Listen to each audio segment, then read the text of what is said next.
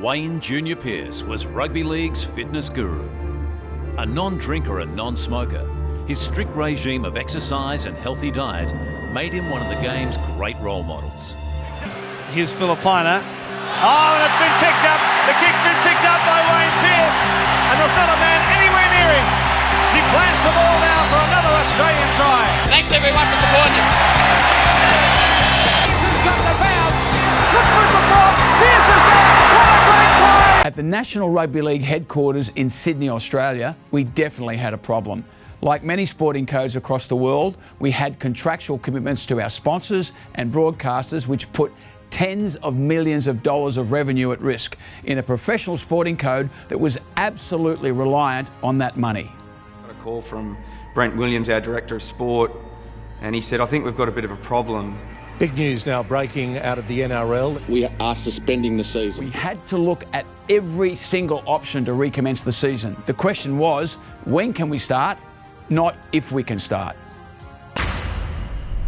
Due to the rapid rate of infection, we can no longer guarantee the safety of our players. Dramatic news out of the city tonight. It is suspended. We weren't going to take any risks, so we had to take the experts' advice and suspend the season. When could we get back on? When could we get rugby league being played again? And that's where Wayne Pearce came in.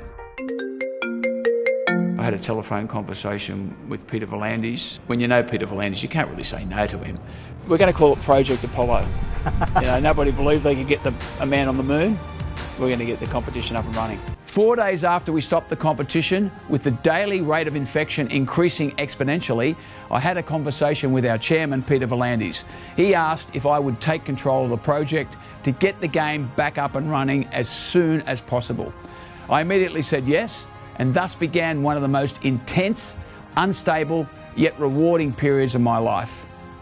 We have breaking news now. We're going to go to the NRL headquarters. We're planning a competition start on May 28th.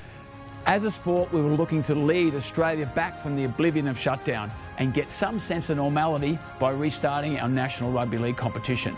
We needed to create an identity for the project that reflected not only the enormity of the task ahead, but also galvanised support from a diverse range of stakeholders. My mind, it wandered back to when I was a 9-year-old boy, watching with amazement on a small black and white TV when Apollo 11 landed on the moon. Back in 1961, when JFK announced this would happen before the end of the decade, no one could believe it would come true. But the Apollo program united America and the world in one of its greatest achievements. The biggest challenge we faced was convincing all the different bodies that we could pull it off. The government, the sponsors, health officials, and the broadcasters. Betting your career on this, you're the one that's pushed this harder than anybody. If there was a positive, would you resign?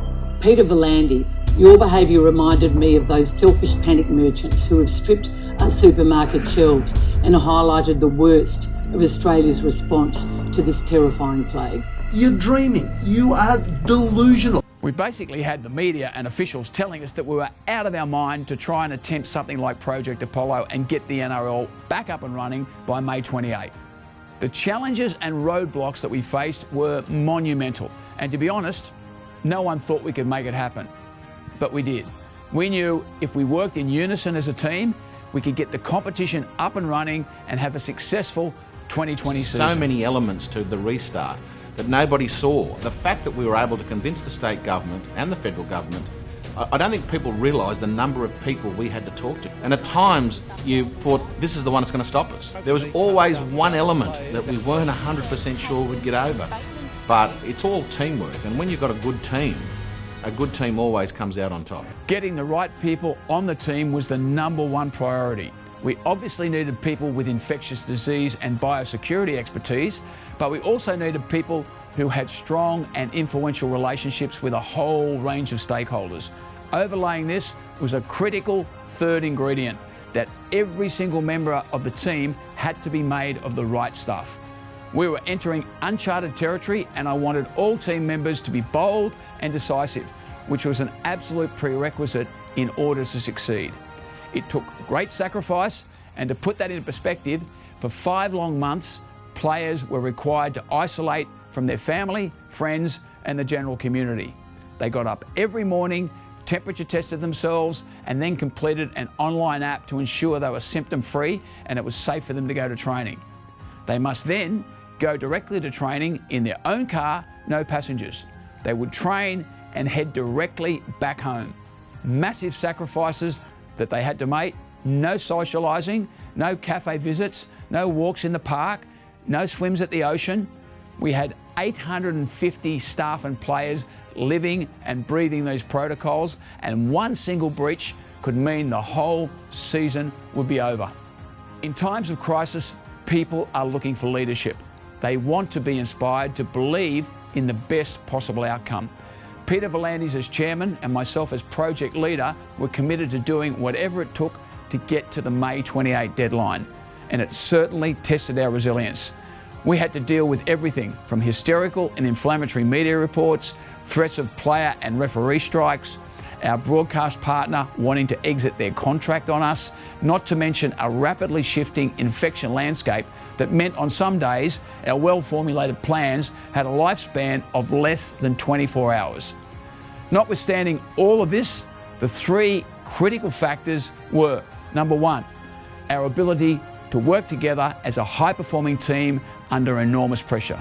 Number two, our ability to manage our mindset amidst the white noise and respond quickly to the changing circumstances.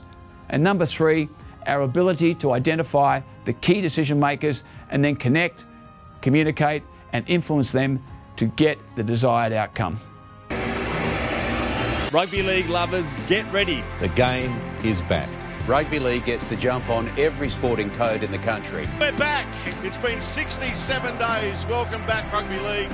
Feels like Christmas. I've never felt rugby league has been at the forefront before in the way they've just worked together. They've put so much effort and energy into getting the game back. They've put their head out there. They've been smashed a couple of times. But to come back out and be here 67 days later is just amazing. 28th of May was the date. 28th of May is what we set ourselves to, and we stuck to it. We took the challenge on, front on, and beat it. One thing that impressed me is how the game united. We wouldn't be where we are now to watch the grand final without that. I know that sporting codes across the world are hurting much like we were.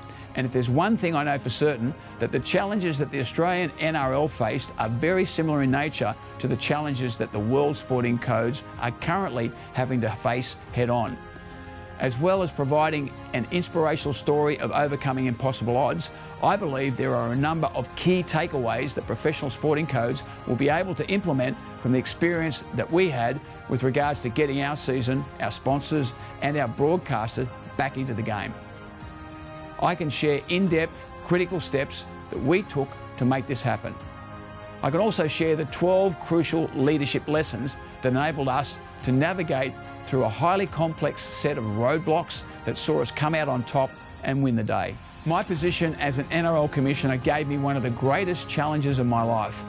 As a player at the highest level, or as an executive on the board of the NRL, it is impossible to prepare for a challenge of this magnitude. To stay competitive in 2020 and beyond means to continually learn, unlearn, relearn. I'm Wayne Pearce and I'm here to help you. I wish you every success as we move into 2021.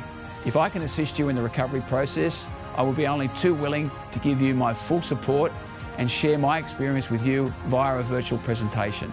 I look forward to speaking with you sometime in the near future.